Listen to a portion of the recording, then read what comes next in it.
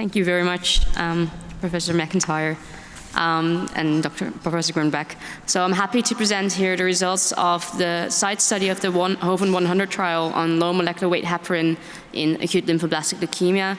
And I think it's nice to see a bit of the non-malignant and malignant mix here as well at the press briefing. So this study was, this site study, to be precise, was supported by grants from LMWH, which is the Dutch Health Council, and GlaxoSmithKline.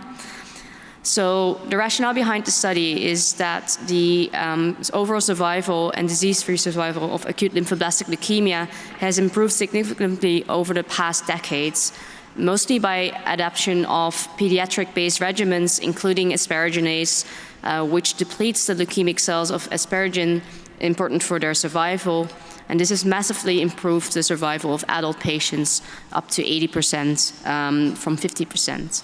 And it's been much closer to the good survival rates that we see in pediatric patients. However, the success of this treatment also has a cost. And that's the rate of cardiovascular complications and specifically venous thrombosis, with an incidence of 10 to 40%, depending on the type of reports, whether it's symptomatic or asymptomatic VTE. Patients are mostly experience these thrombosis in the first treatment cycle of their leukemic treatment. And experiencing thrombosis causes morbidity for these patients. It also implies the need for therapeutic anticoagulation with all the logistical complications there for interruptions for lumbar punctures. And most importantly, it also has an impact on the ALL treatment and survival.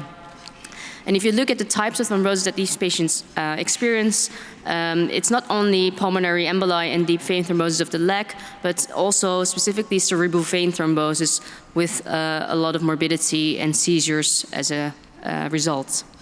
So there's no clear evidence and no clear guidance on what the best preventive measure is for thrombosis in these patients.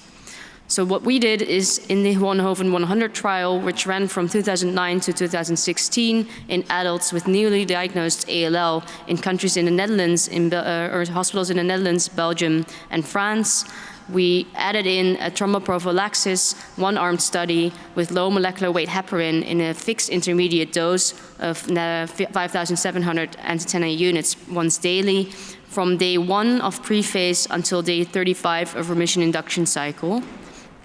And what we looked at were the outcomes of first venous or arterial thrombosis during the first 60 days of ALL treatment, and then secondary major bleeding, any venous or arterial thrombosis overall during the HOVON-100 study, and event-free survival. And so these are the main results of this study.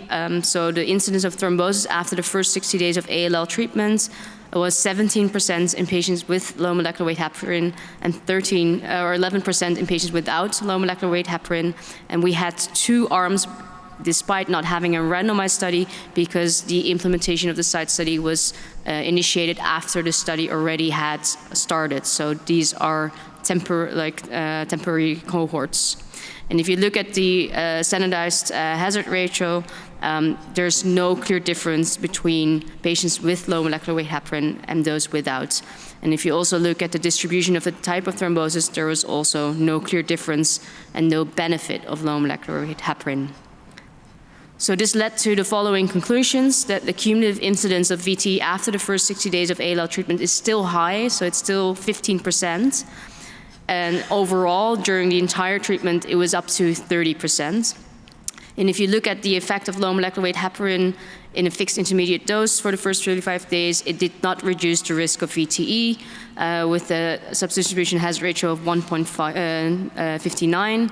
And actually, it may even be harmful in the older patients who did not receive PEG asparaginase in the first remission induction cycle. But what it mostly emphasizes is that we need randomized studies on VTE prevention in ALL. And we also, I think, need to think of alternative anticoagulants other than low molecular weight heparin.